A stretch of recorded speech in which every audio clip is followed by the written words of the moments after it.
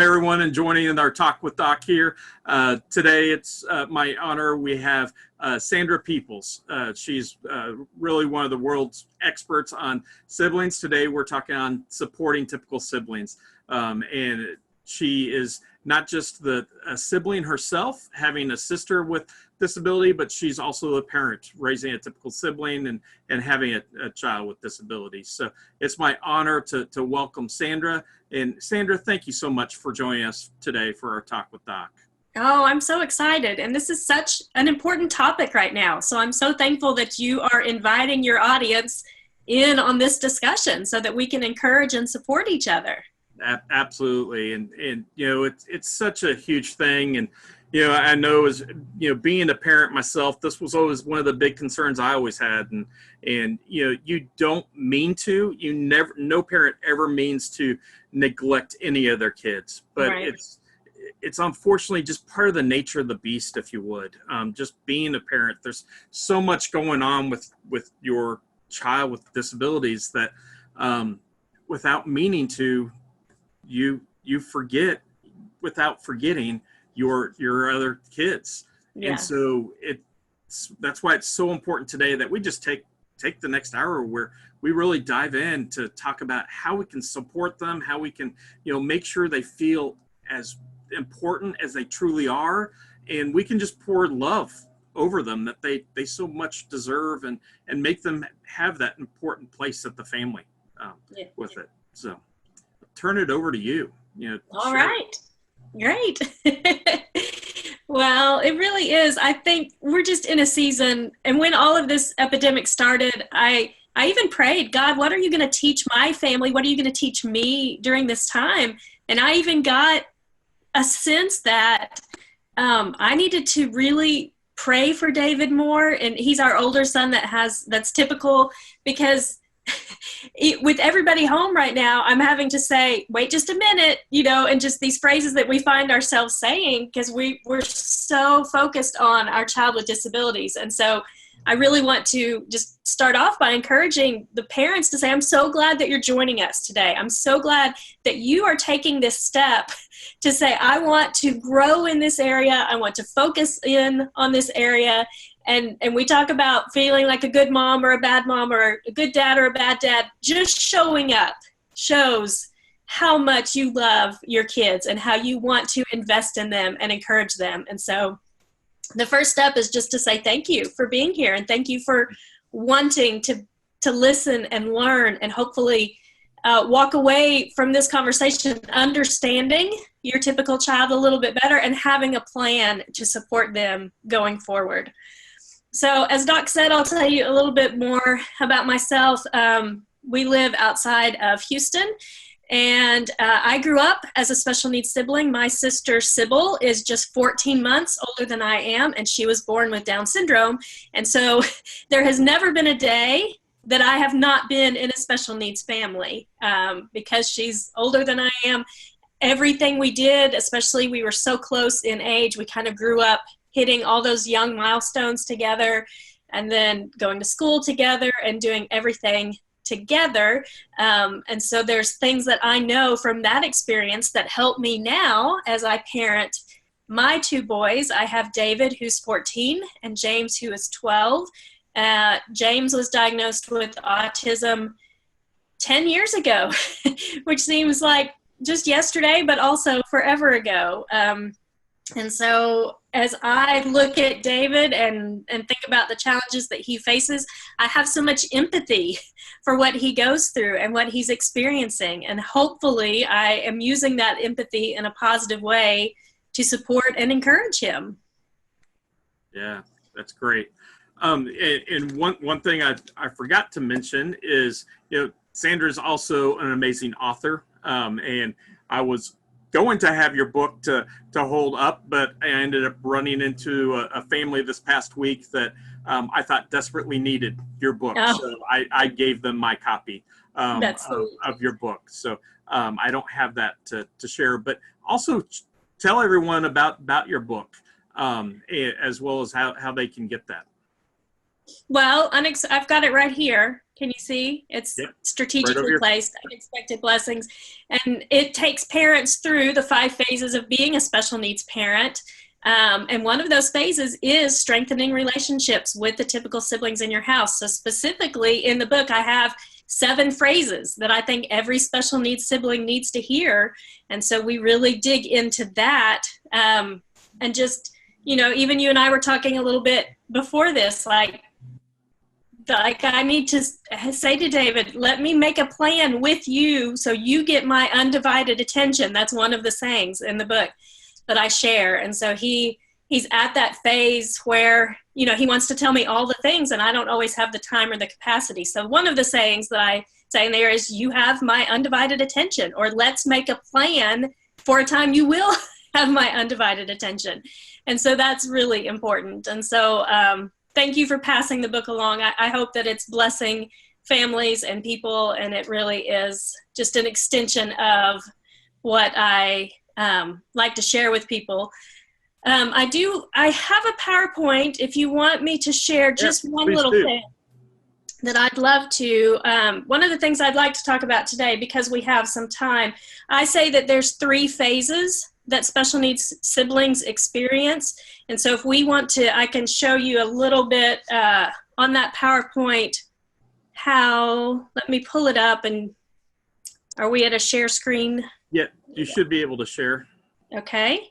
Man, you're a step ahead of me on this. This is so good.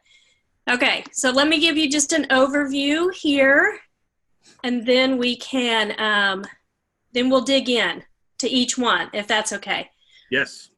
Okay, these are the 3 phases. The first one, and I'm just going to list them all, and then we're going to go through and break it down by age, and then what our typical kids need when they're in each one of these stages. So the first one is noticing differences. The second one is focusing on differences. And the third is realizing who I am based on those differences. So these are the 3 phases that our typical kids or our special needs siblings go through. So there's a little picture of me and my big sister, who I was taller than, by the time we were toddlers. And so big sister, little sister, it's a little bit of a fuzzy line. But when we were in those early years of being 1 to about 10 years old, I was in that stage of noticing differences. Now, I didn't make any judgments on those differences. I didn't know that the differences were good or bad. I just knew that she was different. She didn't speak the same way I did. She was in therapies that I wasn't in. She went to a different preschool than I went to. And of course, she has Down syndrome, so she looks a little bit different than I did. And so I just kept thinking, wow, there's a lot of differences here.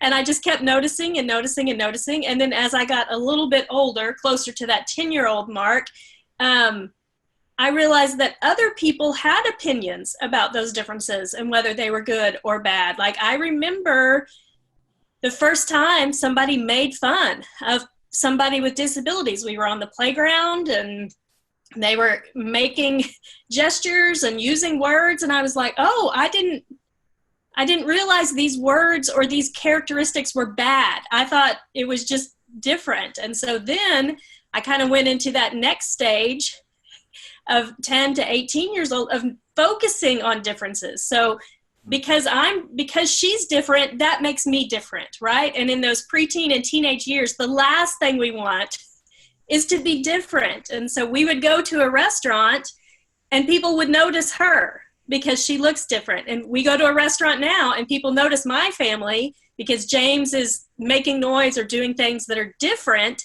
And so all eyes are on us. And so I feel like I went from just noticing those differences to focusing on those differences and trying to figure out how I felt about those differences. Did they embarrass me? Was I going to stand up for her? Or was I going to just ignore it when somebody teased her or even was just talking about other people with disabilities? And so these years, these 10 to 18 years, the teenage and preteen years are a challenge, maybe some of the hardest years. I tell people, especially who are in ministry, these are the years it's the hardest to have a sibling support group for a lot of these kids, because the last thing they want is to leave their friends or their typical peer group and be singled out and put into this new category that sets them apart from everybody else. And so this is an age group that needs lots of encouragement, but that they're sometimes reluctant to search that out. And so we're going to talk about some ways that we strengthen these relationships. And these are the vital years for creating support systems that can come around them and really support and encourage them. And then the last phase that special needs siblings go through is 18 years and older. And that is realizing who I am based on the differences of my siblings. And so you think about, this is the time where usually you leave home. And so for me, I went off to college, and all of a sudden I was around people who didn't know Sybil anymore. I wasn't Sybil's sister like I was all through high school and even at church, everywhere we went. They knew her, especially because we were so close in age. And so for the first time ever, I was in this new environment, this new place, and I had to decide who I was based on the upbringing that I had, the differences in our household. And so even at that stage, I had to say, am I going to stand up against people who are using hurtful language? I became a teacher early on. Am I going to tell my students this is unacceptable in my classroom and this is why? And so all of those years built up to me figuring out who I was and how that was going to make a difference.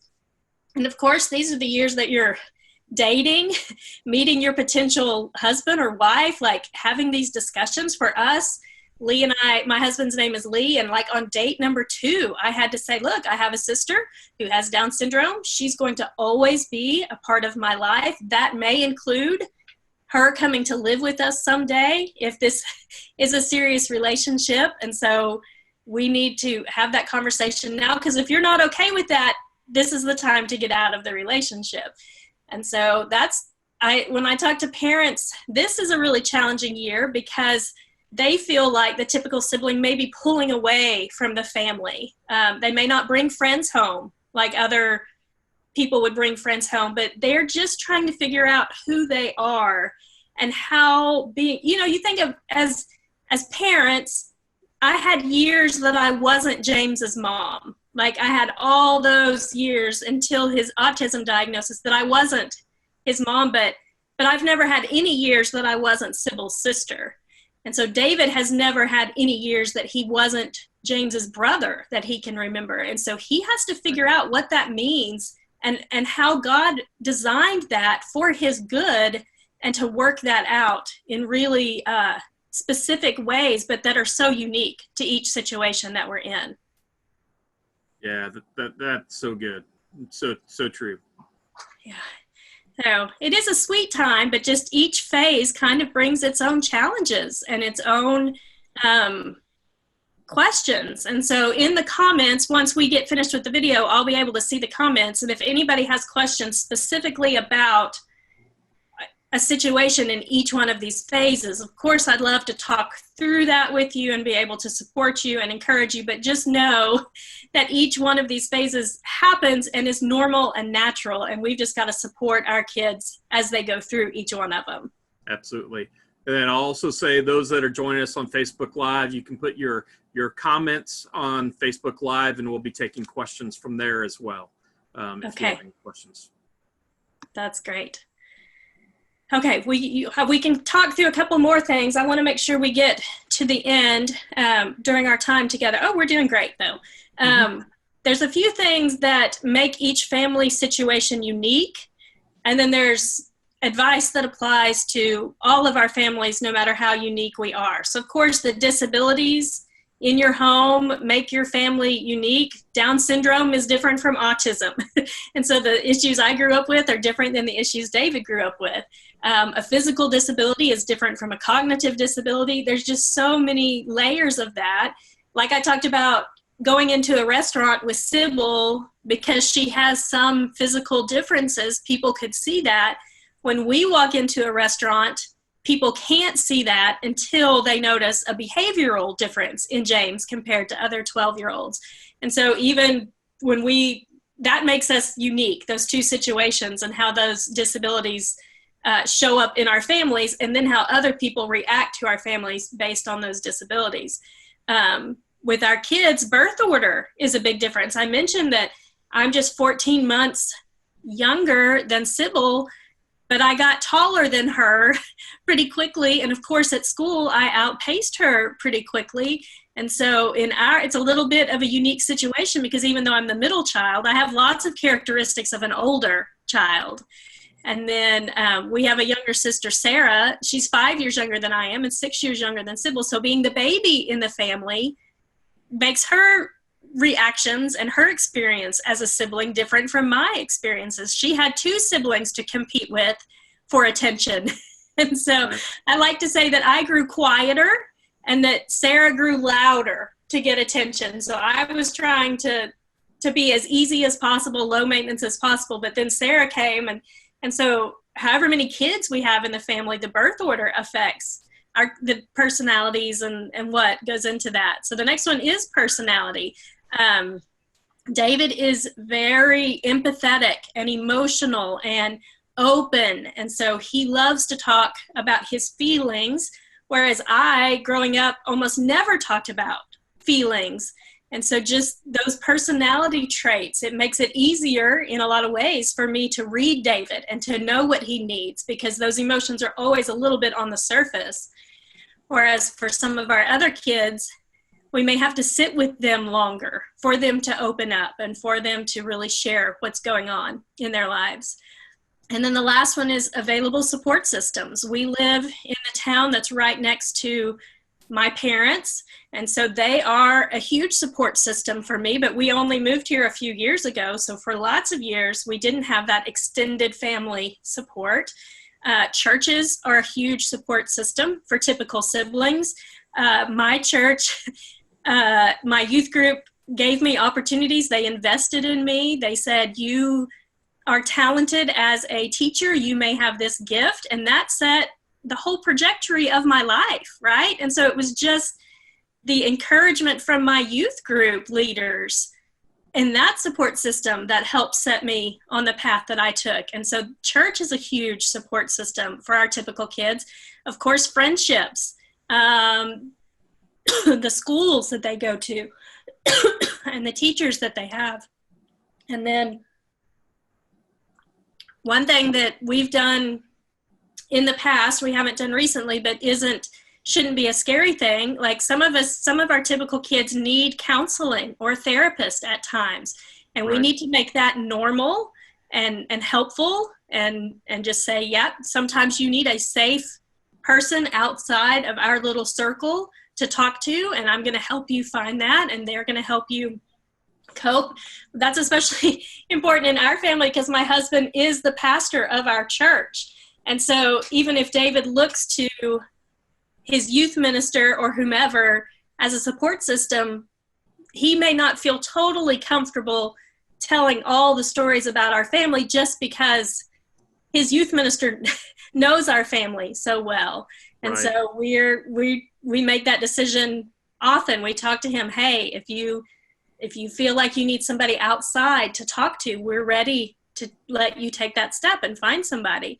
And so any of those support systems are super helpful, and they're all unique. Some of us live close to family, some of us don't. Some of us have great, amazing churches. Some of us sadly don't. And so that makes our family makeup kind of unique when we go through it. Right. There's some advice that I give to all parents in whatever situation they're in, whatever the disability, whatever the birth order, whatever the personality, whatever the support systems. These are some things that you can control and really invest in your kids. And so the first one, which I think is hugely important for our kids, but also us as adults as we share with each other, as if we have ministry leaders on today, this is an important part of how we talk to other special needs parents. We don't shame them for how they feel. If David is embarrassed, it's okay that he's embarrassed, right? Because every every sibling is embarrassed by another sibling at some point. If he's angry, it's okay that he's angry because every sibling gets angry at some point. And so if I were to tell him, well, you shouldn't be embarrassed or you shouldn't be angry in the moment of him feeling that, that just adds on shame, and it makes him push those emotions down further. And he can develop some unhealthy habits for even expressing emotions because he thinks, well, I was mad and mom told me I can't be mad. And so I'm going to hold it in and not express it. And then that just adds shame. And so one of the biggest takeaways I hope that we get from today is just to not shame our kids. Just let them be kids. We talked about those stages they go through, how they're normal and natural. And in some of those stages, they're going to feel some negative emotions. And we need to make our homes a safe place for them to express those negative emotions in the moment. Now, the next one piggybacks off that a little bit. And it's probably David's least favorite saying, because I mentioned he's our emotional one. And I tend to be pretty stoic and controlled. And so I sometimes say, well, buddy, feelings aren't facts, and especially because he's in these preteen years where your feelings feel so big and they all feel true and right. And like there's nothing else but this huge feeling. And so I have to sometimes say, buddy, just because you feel it doesn't make it true or right. And we talk about this when it's appropriate. We talk about it later on. And so if we're at a restaurant and James makes a noise and everybody looks at us and David's like, oh, I'm so embarrassed. I'm like, oh, buddy, I'm so sorry. I'm so sorry. And then, we go on with it. And then maybe that night at bedtime, I say, well, how were you feeling during that time? And he says, well, I was really embarrassed and I was really mad. And I said, why did you feel embarrassed? Well, because everybody was looking at us. I can say, man, you're right. It did feel like everybody was looking at us because when James made that loud noise, they all turned and looked at us, but then they turned away and they went back to their food and their own discussion at their tables. And so it may have felt like everybody was looking at us the whole time, but most people weren't. Most people just looked at us to see what the noise was, and then they went back to what they were doing. And so the embarrassment didn't last as long as it felt like it did for him in that moment. And so it's just a good reminder to say, okay, just because I feel this big emotion, that doesn't mean that it's true across the board and as big as it felt. Even when, if James does something like breaks a toy, this was especially true when the boys were younger, and David would build something with Legos and then James would break it, and David would get so mad, and I could say, man, you worked so hard on that, and I can see why you were angry, but that James didn't do that on purpose. He wasn't intentionally breaking something. He thought it was another toy to play with, and that's how he played with it. And so your anger, even though it's justified, don't let it become the fact of your relationship and affect that in a way that outweighs what the truth really is. And so each phase, each stage that they go through, you have to remind them of that, but especially in that like preteen, teenage stage where the feelings feel so, so big. So the next one is encourage their interest and support their skills. I mentioned that I was Sybil's sister for almost 18 years is what it felt like everywhere I went and everything I did. People didn't even always know my name. They just knew that I was Sybil's sister. And so we have to help our kids create their own thing or their own identity apart from being a sibling. And so like for David, he really enjoys theater. And so we sign him up for all the shows and do all that we can to support that skill. For other kids, it's sports. For other kids, it's choir. For me, it was reading. Like I read all the time. And that was a very solitary thing to do, but it was my favorite thing to do, to kind of go into these other worlds and be these other people for a time. And so my parents supported that because that was my greatest interest. And so if you see that spark in your kids, that helps them form their identity apart from being a special needs sibling. And then the last one is celebrate the accomplishments of all your family members. We can really get into the pattern of celebrating what our kiddo with special needs does, because we work so hard, right, to meet these certain goals, and they spend weeks and weeks in speech therapy or weeks and weeks in physical therapy. And so when they finally accomplish something, we celebrate it so big. And sometimes our typical kid is sitting there saying, oh, well, I've been able to do that since I was 2, or whatever. And so we have to really pay attention to that and just be mindful of it and say, man, what can we celebrate that you did today? Or what can we celebrate, a skill or even a characteristic? It doesn't always have to be things they do. Sometimes it's who they are. You are so helpful. You are so kind. You are so generous. And we can encourage and support those accomplishments as well, so that they don't feel like they're being overlooked or ignored in any way. Ew.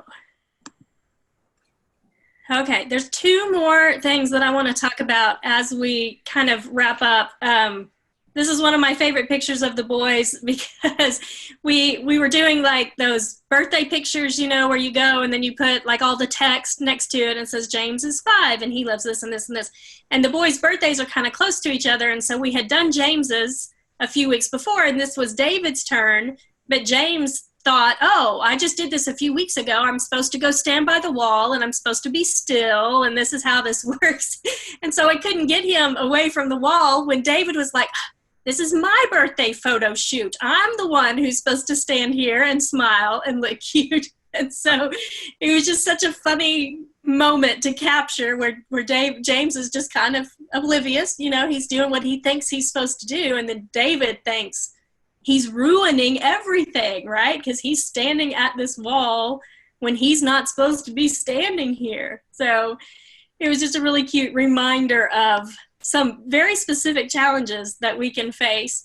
And I know we talked quite a bit about Down syndrome and autism, and James's autism is level 3, which means he's mostly nonverbal.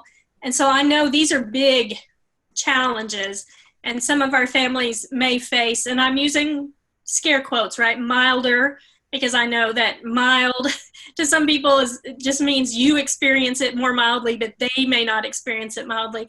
But I'm talking about disabilities and mental health challenges where the person with disabilities is a little bit more like a typical sibling relationship than what I had and than what David has. And so the expectations of what their sibling can do or should do are a big challenge, right? Because there's some things that you expect your sibling should be able to, and then they just hit a wall of things that they can't do. And that is a big challenge. The closer in ability level, and there's one who is always making concessions for the other, and that doesn't feel reciprocal, that can be a real challenge. I mean, that can bring on some real feelings of jealousy and frustration and disappointment. And so that's a real thing that we as parents have to walk through with our kids. There's also the real fear during times of anger or meltdowns. We've been experiencing that in our house because James, during the season, we've been trying to help him with some medication, and the reactions have been rough. I'm just going to say, it's been real rough at our house, to the point where David had to go stay with my parents for a day and a night because James's behavior, his reaction to the medicine was really intense, with some really intense meltdowns, some physical aggression, self-injurious behavior. And so we can't discount that. Even though I didn't experience that in my household as a sibling with Down syndrome, that's a very real thing in my house now with a kiddo with autism, and OCD and bipolar and the comorbid diagnosis that come along with that. And so I have to really understand that just like I at times am experiencing real fear, David is experiencing real fear, and he doesn't have the adult framework to work through those things. And so I need to be really compassionate with him, really walk him through. Also be really honest with him to say, this is what's going on. This is how I'm dealing with it. This is how I hope you're dealing with it, and I will help you deal with it. But just give them a safe place to say, I'm scared, or I don't know what's going on, or I don't know what to do in this situation, because it's a reality for some of our families that our bodies can react in fear. You know, that fight, flee, freeze mentality. We do that even without fully controlling that, and our kids experience that too. But they're also really resilient. Like David went to my parents, and so I was asking my mom, hey, did David say anything about what was going on at the house? And she said, well, no. The only thing he complained about is that he's having to do more chores because you're busier. You know, and I was like, okay. So it's even I feel like all this is taking over our whole house, and there's no way to ignore it. And David's just like, man, I got to load and unload the dishwasher, and I used to just have to unload it. And so even when things feel big and overwhelming to us, that's why we've got to really take time to listen to our kids and ask them questions just to see how they're feeling, and not make a bigger deal out of something that they may not know is happening, especially when they're on that younger side. And maybe they're sleeping through it and they don't know about a nighttime medical emergency. We don't have to share everything. But when they are able and understand what's going on, being honest about that. And then another challenge is downplaying their own needs because the siblings' needs seem so overwhelming. We see that a lot. I mean, I think that's how I reacted in my house growing up. I felt like my parents needed to pay as much attention to Sybil as they could. And so I kind of retreated, downplayed my needs, my emotions, all that kind of stuff. I'm dyslexic, but we didn't even know it until I was a senior in high school, because I just never told my parents how much I struggled to do things, because I didn't feel like my struggles were as important as what Sybil's struggles were. And so as parents, this is where I think prayer comes in, where we ask God to give us wisdom on what our kids may not be sharing with us and what they may be trying to hide. There was even one time where I was at a conference and I came home and David had like a cut on his finger or something. I was like, hey, buddy, what happened? And, you know, we need to put something on that. And I said, did you show it to Daddy? And he said, no, Dad had enough going on because you weren't home. And so he even had this, and of course the cut on the finger is a minor thing, but it was just that mentality of, I can't add any more to my parents' plate because they already have so much. And so we had to really talk through, no, what happens to you is important to us and important to Mom and Dad. And if you thought Dad was too busy, you could have told me, or you could have told Grandma, or, you know, you don't have to keep that to yourself. We want to help you and be able to support you in something like this too. And so really just helping them, validating their experiences and emotions so that they keep coming to us when they need to. Yeah, that's very, very good. So true on all of this. Yeah. We need to remember. Yeah. And the first step is just what we're doing now, is just talking through it and being aware of it. And so there's a couple of things that I think we have some kids, you know this because you've been around kids like this. We have some kids who take on too much responsibility early on. They're caregivers from the beginning. They just have a caregiving bent. And sometimes as parents, we try to downplay that, and that can be a challenge. I was born with, or at least developed after Sybil was born, this idea that she would come live with us someday. And so when I was little and would talk to my parents about it, they would say, well, you don't need to worry about that yet. You don't need to think about that yet. But everything in me, it was already on my mind. And so it was already part of who God designed me to be as her sibling. And so even something like a good, positive thing in my mind, I care about her and I want to always be involved in her life and I want to take care of her. My parents saying, no, don't do that, or you don't have to do that, or that's too much for you to carry, was what, like we talked about earlier, a little bit shame-inducing, because I was like, oh, well, maybe my feelings are wrong. Maybe I'm too into this. And so one of the things I like to remind our typical kids of is that God equips us to do what he calls us to do. And so when we worry about the future or think too much about the future, we can just look back at everything that God has brought us through and say, okay, he's empowered us and equipped us to face all of the challenges that these days have brought, and he's going to equip me in the future, whether that means, and in our situation now, because my parents, Sybil still lives with my parents, and so we're having some of those conversations about what comes next, what comes if they have health issues or there's transitions coming. And I just have to think, well, God's going to equip me in the time and equip our younger sister, Sarah, to face those when the time comes. And so we can start building that into our kids, even when they're young, that sense of equipping. And then we have to remind them it may not get easier, but we will get stronger. Like, I can't promise David that life is going to be easier 5 years from now or 10 years from now. I just can't. If we would have looked back at 2015 and said, oh, it's going to be easier in 2020, we would have had no idea of what was coming. But what is true is that God empowers us to be strong in the moment, and that resiliency is like a muscle that we keep working out. And so I love that idea of getting stronger, even if things don't get easier. That's not always the goal. We can't control whether it gets easier or harder, but we have a say in how strong we allow God to make us as we face those challenges. Right. Absolutely. And I love that statement. Resilience, I can't even say it right now. Resiliency, it is like a muscle we work out. It's so true. The more we work on it, the better we get with it. But yeah, it's a great statement. Yeah. And we wouldn't pick it for ourselves, right? You've been in situations absolutely, that have stretched you. I have too.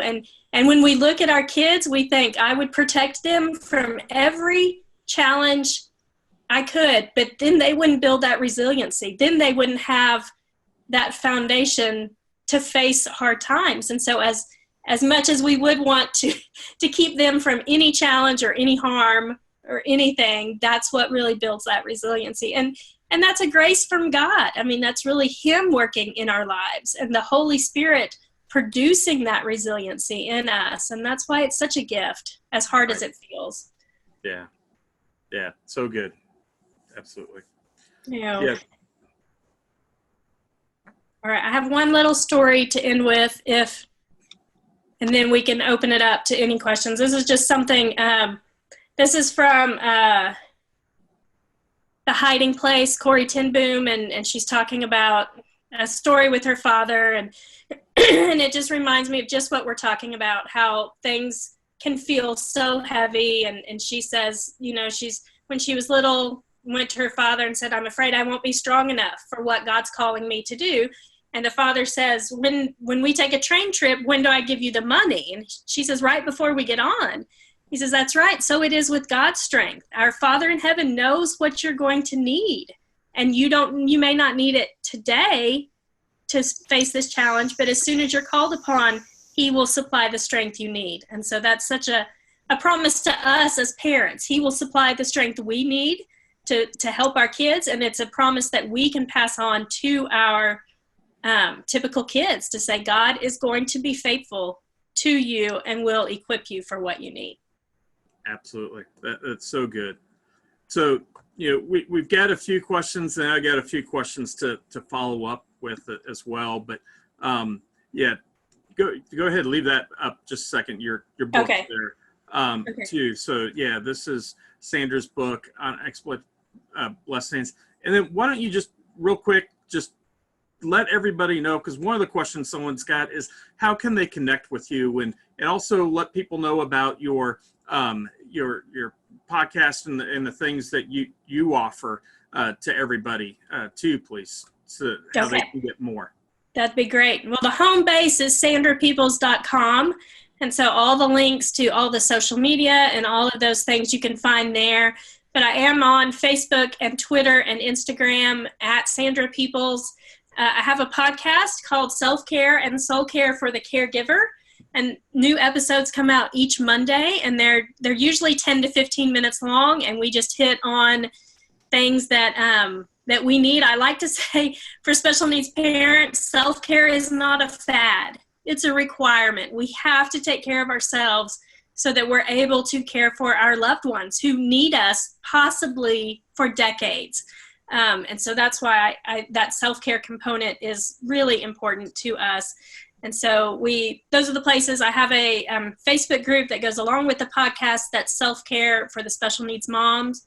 It's a really great place to hang out, especially right now when we're all feeling a little disconnected and a little bit lonely, and things are just so out of sorts. And so that's a really great way to connect with other people who are like us and are facing the same challenges and can really use some encouragement and some empathy.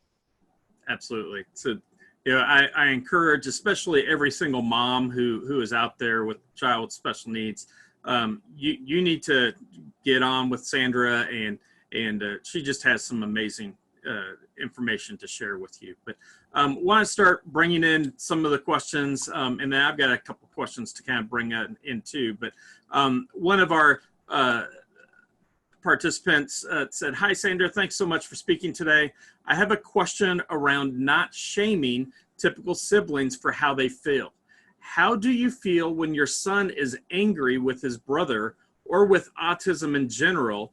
Are you upset that your son is upset? And how do you deal with that?"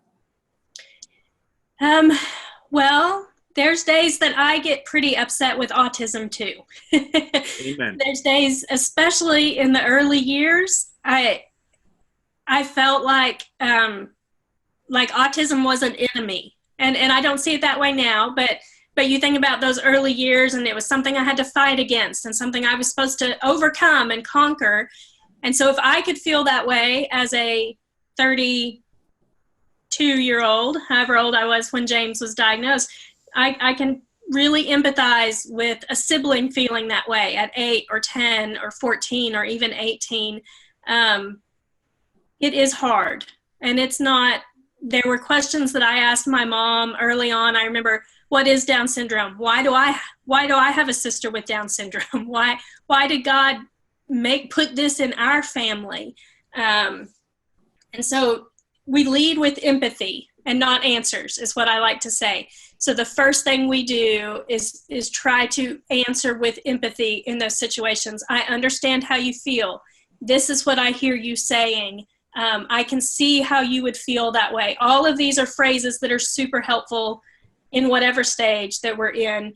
And then we help guide them to seeing it from a different perspective, to say, wow, God must really be doing something amazing in our family to trust us with this. And think of all the ways that we can bless other people because we've been through this challenging season or because we have this situation. And so it's really, what really helped me as a sibling, and what I hope is helping David now, is to see it from this higher purpose. And so it's okay to validate those feelings and not add shame. But the next step of that is to say, this is what God is doing in our lives, and let's be on the lookout for ways that we can bless other people, or that we can use the lessons that we're learning in this to help others. Yeah, absolutely. And one of the statements, I just wanted to get back to one of the statements you had said earlier when you were talking and showing your things.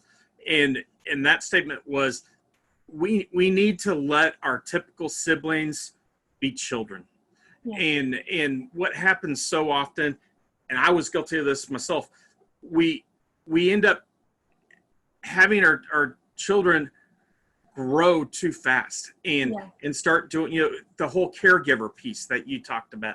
It's just the nature of being in a family with disabilities. And we just need to really allow them to be kids and realize that. And I think that's one important thing that we can really try to stress, and what are some things that we can do as parents then to help allow our kids to have that special time. One thing I always encourage parents is, set up date nights with your typical kids, where you can just go out and find something that they like. These don't have to cost money at all. Just going to the park, throwing a Frisbee or talking, going on a walk, going taking bread and feeding ducks. so many different things. They just want your time. Right. And they want to know you're there for them and that they can hear you, and they have your ear. And it's exactly what you said, letting them know that they can come to you with anything. One thing that society has done a great job in that we're not bullying the individual with disabilities, and we're doing better with that. However, it's the siblings who are the ones who are being bullied now that I've seen. Either it's cyberbullying, or it's, friends are making fun of them because they can't go do everything like their other friends are, or they don't even ask their parents because they know finances might be tight, or they just can't do it. Or they hear them in the friends group saying something about someone else, and so they feel that. And I've talked with leaders across the country, starting to see a rise in suicidal thoughts in siblings, and possibly even acting that out. And I've even then have counseled with several siblings and families with that. But these siblings don't want to go to the parents because, just like you said, they know how much stress the parents are already under. They know divorce rates high if the parents are married, and they don't want to be the cause of that. So they just keep that all in. So it's just having those discussions, talking with the parents, and the siblings, just helping them through this whole time. Yeah. With that, another question we have, someone said, as an adult, and this is someone who's also, she grew up with two siblings with special needs, and now has an adult son with special needs, so she definitely relates to you. But her question is, I'm now getting counseling because of my issues as a special needs sib. Did you ever go through counseling therapy as a child or an adult? Yeah, that's a great question. And the answer is yes. Like I had a counseling session this morning at 9:00, and there was a question, and we don't just focus on sibling related stuff. I mean, we're talking about who I am, and she asked a question about, we talked about how I downplay emotions. Well, she said, well, how did you learn that your emotions were a bad thing? And I learned it because I was a special needs sibling who kept downplaying those emotions, just what we were talking about. Like, and that's not my parents' fault at all. Like that was, and so even when we go through counseling and things, we're not blaming our parents or shifting things. It is what it is. I even told my mom recently, you did the best you could with the information you had at the time. And that's all I'm trying to do as a mom, the best I can with the information I have at the time.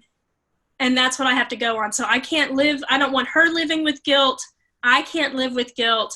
We just have to move on. But counseling is a really important and helpful and healthy step to take to figure out what patterns may have emerged in your life because you're a special needs sibling.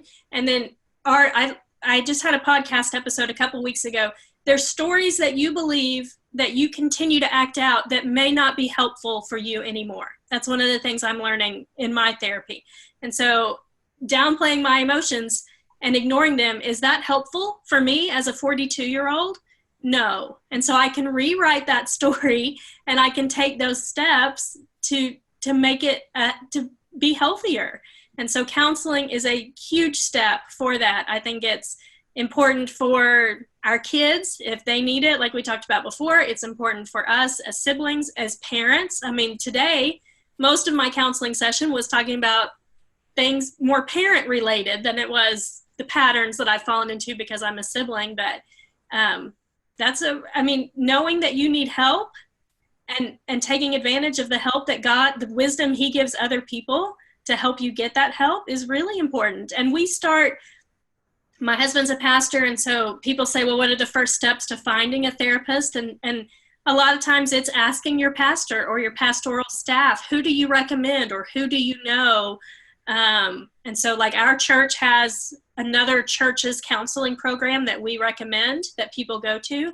And then I was looking for something really specific. And so I asked a friend, do you know anybody who, I wanted cognitive behavioral therapy, which is, a certain kind. And so I asked a friend who I know has seen lots of therapists to say, do you know that? And so I think it's important to see a therapist and then to take those steps. If you're wondering, And I know it's scary. Like, I'm not talking about this like, oh yeah, just call somebody up and then next week you have an appointment. Like there's real fears that hold us back and real patterns that we're in that we can't always understand we could have freedom from. But as I feel like during this time of quarantine, we're getting to know ourselves in better ways. And so if there's something that you're seeing in yourself or in your family that you think, this may not be healthy for the long run for me or for my kids or for my marriage, reach out and get that help and know that God will help guide you to find the right help and bless your time when in honesty. Absolutely. Absolutely. Another question that's out there is actually one that I was going to bring up and talk through and kind of a couple parts to it. One thing that I've always noticed, and I've seen it in my own family and pretty much every family I've ever worked with, and we kind of talked a little bit about it before. Siblings care so much for their sibling with disability, and they will go over backwards to make sure everything's okay for them and make sure they're taken care of and protected. The question that's out there, do you recommend having separate experience for siblings during a respite event or something that is set up to meet the specific needs of the siblings, like a sibling workshop? I'll just share real quick what we do and then, get your input. I've done both. For those that don't know, SOAR runs very large respite nights. We have about 150 individuals with disabilities that we host, and then we have a sibling program at the same time for about 90 siblings. Then we have 400 to 500 volunteers for our event, so it's a very large respite night, completely free, and we're always looking for more families and volunteers. But when we first started, we had everybody all together, and we tried to separate the siblings and the individuals with disabilities. And what we always found was the siblings constantly tried to go back and check on their sibling with disability, just make sure they were doing fine. And their buddy's not going to know how to take care of them. And so they were constantly sacrificing their time and their fun to make sure their sibling was doing okay. Mm-hmm. And then we worked out a partnership with a church that was just a block away, where we had all of our siblings that were 5 years old to 13 at another location. We keep all the preschoolers here and have a preschool thing going on for them. But our 5 to 13-year-olds, we now have a separate program just for our siblings, where they're all with a group of kids who get it. They're all together. And for that night now, for 3 hours, they can all focus on having nothing but pure fun and not worrying about their sibling anymore. And it has completely changed the dynamic for them.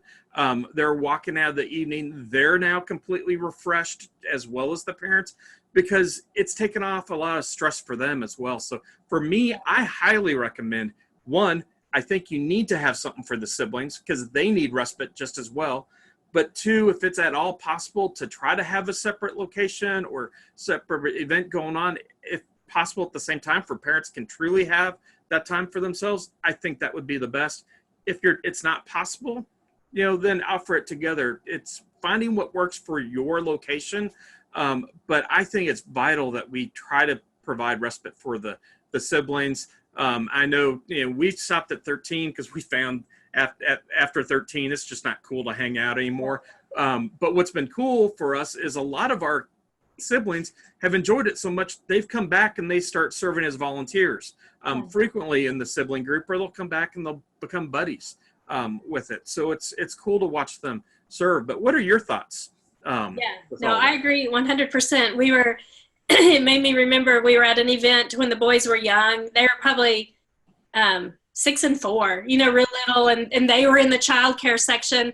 And then it's like a event fair, and it comes over the intercom, that they need me, and I go back there, and David is just bawling, and James is just kind of hanging out, and I was like, what happened? And David said, I just took my eyes off him for a second, and another kid bit his finger, and I'm so sorry, and I said, buddy, that was the adult's responsibility to protect James from A, James is fine, he's not upset. I said, but B, that's not your responsibility. And so, but we don't, like we talked about, we don't want to turn that down in them. I mean, that is a gift that God gave them. And so Right. I think having separate locations is a great idea. Doing where, like, there's a lot of times our church does respite nights, and David's 14, so he's at that age where he's like, I'll just stay home, right, and play Xbox while you guys go out. And so that 13 year is a real transition time. And so don't be discouraged if you are offering all these things and then you realize, like we have, that there's an age where they kind of transition out. But, and we talked about giving them their own identity, like David doing theater, and encouraging those gifts, so that even if it's not a formal respite time, there's time where, especially if the kids are so close in age that they're at the same school, there needs to be some kind of separation where the typical kid can form his own identity and be himself in a way that doesn't revolve around the sibling quite as much. Right. Yeah, completely agree. And, kind of going back again, one example for us, where, the siblings so often will sacrifice themselves for them. That's again, why I think we need to make sure we have time for them. One example we had in our life with Mark, my oldest son, Luke, it was his birthday. We had a birthday party. Well, Mark would always overheat, and because he couldn't sweat, whenever he overheated, he'd have a seizure. Sure enough, he had a seizure. I had to go take him home. I went and told Luke, I said, hey, Bubba just had a seizure. It's fine. Stay, enjoy your party. I'm taking him home. Mom will bring him. He's like, no, it's my brother. Party's done. Yeah. And, we had all we could do to not cancel that party for him, but he wasn't going to have it because he wanted to be with his brother. That was his brother. And it's his job to also be looking out for him. And he was concerned that he had a seizure, and it was something, we had all the time, but that's life of the typical sibling. He didn't care about canceling his party or, missing out on his friends and even missing the cake, because it's more important that he's taking care of his sibling. Yeah. And I see that over and over and over. So anytime we can give back to the siblings is huge. And some of the other things, it may be okay on some of these respite nights too, that you just allow them to go out and have a night. Maybe you take the sibling out and enjoy the night with them as well. So it's great to just free up some of that time and give back to them. But great information. And we're coming up, we could talk forever, but we're coming up on top of the hour and that. But Sandra, any last words you want to encourage our parents when it comes to supporting our typical siblings, or to encourage ministry leaders as they help parents in supporting ministry, supporting typical sibs? Yeah, I really think just being aware is half the battle, as they say. Just showing up today and listening to this conversation just shows how much these parents care and how they want to do a good job, and how they're seeking out ideas and they're seeking out support. And so this isn't a pass or fail kind of thing. God's grace is abundant on us as parents, and it's abundant on our kids as siblings.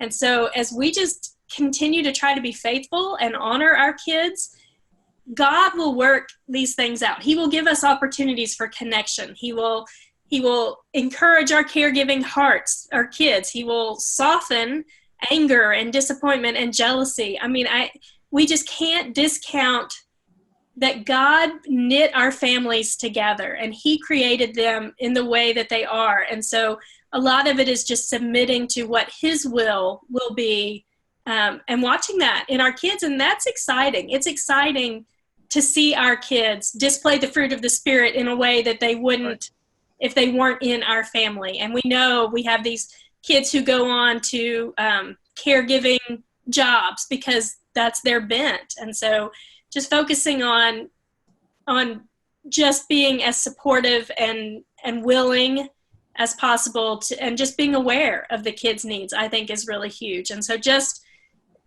you've already done such a great job by just trying. And so don't see this as today was a failure or today was a success. Every day is a building block to try to get to where God wants our families to go. Right. And you know, one last thing I'd say is if your typical sibs have no desire of like you grew up with the desire of taking care of your sister, and that I'd say if your typical sibs are growing up and they have no desire for that, that's okay. Yeah. You know, don't feel that you have to lay that on them, and force that on. You know, that's okay, because that's a big choice for them too. You know, it's all part of that. So don't get worked up and don't get upset that they're not wanting to do that, or, you know, they're not caring or loving their sibling. That's not the case at all. Yeah. You know, it's just, there's a lot more to it than that. So we just need to understand that. And that's one of the reasons SOAR is here. We're here to help create, you know, ways that we can take care of your loved ones after you're gone, and that, and many things. So just bottom line, love on your kids. Yeah. Let them know how important they are, how much you care for them. Tell them every day that, and spend time with them, and make them feel important, because they truly are. And especially our siblings, just set aside some special time for them. And if you can do it once a week, that's fantastic. But at least once a month, I think, would be a huge thing. But Sandra, thank you so much for spending time with us. For everyone else, I'd like to, you know, let you know of a couple things coming up. First, tomorrow, I'm excited to announce we are going to have Soars Virtual Hug. And it's going to be time where all of our SOAR families, I encourage you to join. It's going to be virtually on Zoom. You can either email me at doc@soarspecialneeds.com or go to our website to get the link for it. But it's going to be a time where we're going to be able to talk and find how we can best love on you and take care of you. We're looking at starting a virtual support group, do virtual respite nights, and even do virtual events for our individuals with disabilities here, especially since we can't meet in person. But we want your feedback and know how we can best do that for you. Next week, our Talk with Doc, I'm excited about. It's going to be a dad's panel. Going to have several dads from all over the country coming in, and they're all going to be sharing their heart on how to be a dad in a family with special needs, and encourage other dads to step up and just help out and just any part. So everyone, I encourage you to come back for that. We'll have the link up this afternoon to join that. And then be watching. Coming in June, I'm going to announce now, we're going to have Soaring with Talent. We are going to do a virtual talent show. And I'm so excited about that. We're going to have one for our individuals with disabilities, and then a track for our friends and families. And so please be watching for that. It's going to be a lot of fun, and we're looking forward to that. If you are interested in helping partner with SOAR, we'd love to have you do that, and especially help keep these webinars going like that. You can go to soarspecialneeds.com/donate and be a part of that. But Sandra, thank you again so much for joining us today, and just words of wisdom. And I know you've been a huge encouragement to our families, as well as ministries that have heard you today, and we'll hear you later on as this is replayed. But just thank you so much, and just appreciate your friendship as well. And again, I encourage all of our families to check out your website and get connected with you. But all right, guys, we'll see everyone next week. Thank you.